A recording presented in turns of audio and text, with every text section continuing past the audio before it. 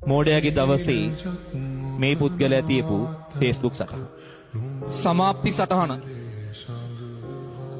අතිගරු පළමුවන ප්‍රබුද්ධෝත්තමයන්ගේ මාධ්‍ය නිවේදනයයි.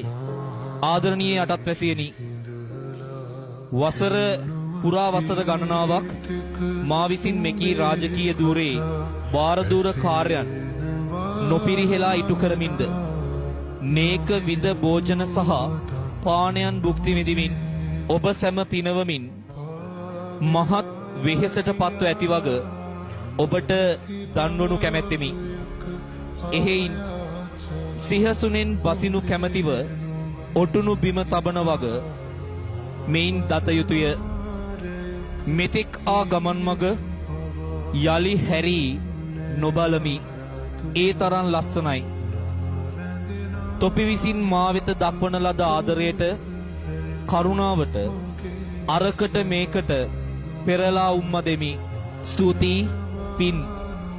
අද පටන් පළමු වන ප්‍රබුද්ධෝත්තමයාණන් වන මා විශ්‍රාම සුවයට පත්වන වගත් ඉදිරියේදී පත්කොට දක්වනු ලබන මාගේ අනුප්‍රාප්තික රජවරුන් වහන්සේ සමග තුටින් විසිය යුතු අතර එකී රාජාභිෂේකය මගුලට තොපි සියල්ලන්ට ආරාධනා කරන බවත් දන්වමි. ප්‍රබුද්ධෝත්තමයන්ගේ කතාමාලාව නිමි. ස්තුතියි පුබුදු පිගේරා හෙවත් උදේශ් පුබුදු පිගේරා.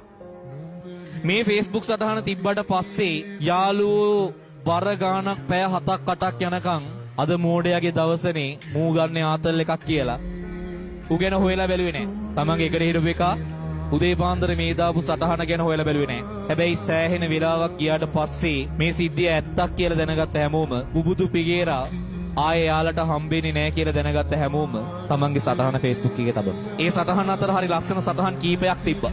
එක සටහනක තියෙනවා අපි ඉතින් සේරම දන්න හරි උගත් බුද්ධිමත් මිනිසුනේ. ලෝක සාහිත්‍ය දන්නවා. රුසියන් ඇමරිකා සීත යුද්ධය දන්නවා.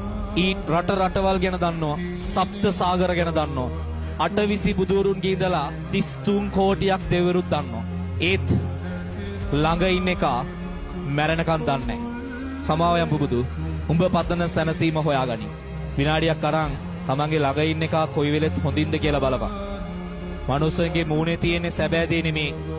මනුස්සයන්ගේ හිනාව කියලා කියන්නේ මනුස්සයන්ව හරි ලස්සනට අපූර්වට ලස්සන කරලා පෙන්නන එක ඇඳුමක් විතරයි. හැම මනුස්සයම හිනා වෙන්නේ තමන්ගේ සතුටටම නෙමේ. තමන්ගේ මූණෙන්